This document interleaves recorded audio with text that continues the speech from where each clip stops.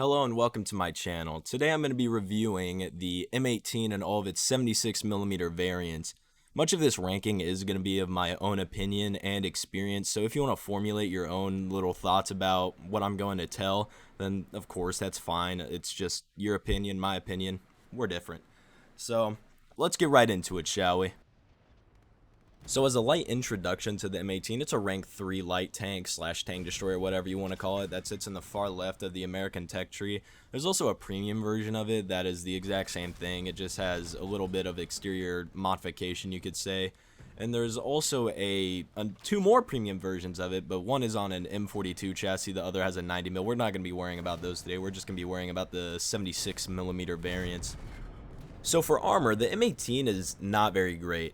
It has mainly 12.7mm plates all around the tank with a max of like 50 in places where the mantlet overlaps.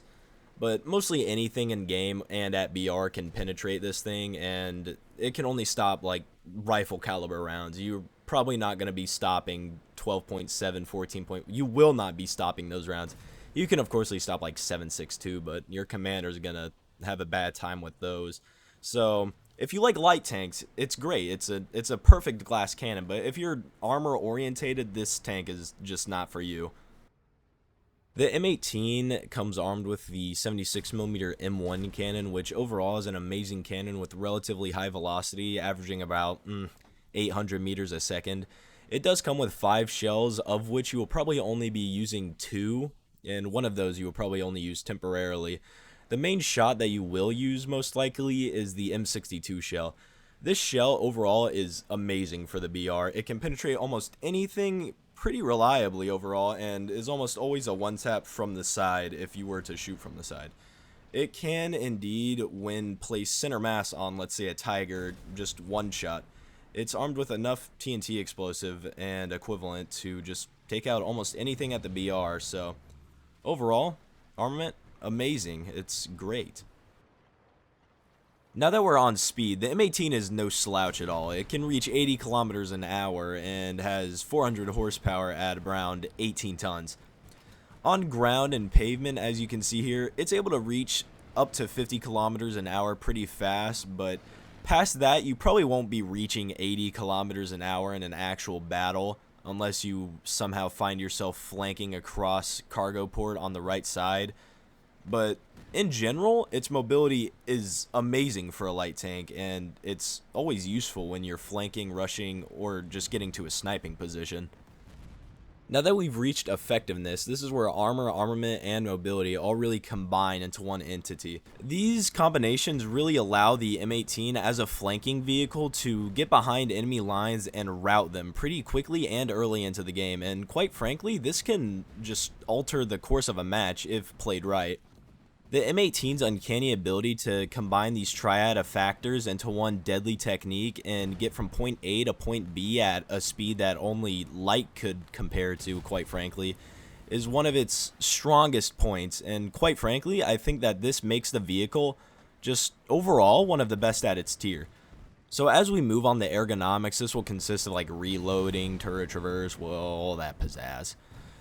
So for reloading, the M18 is just about average for its tier, good old 76 mounted in sideways.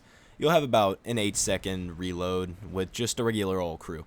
With an ace crew, however, you will have about 7 seconds, which is not too bad, not too shabby. Targeting wise, the M18 is not much to put aside either. It has great rotation speed, great traverse speed, all of that. Its targeting is quite frankly amazing. You are able to switch to targets, snap to targets, do whatever you want relatively quickly and without many interfering factors.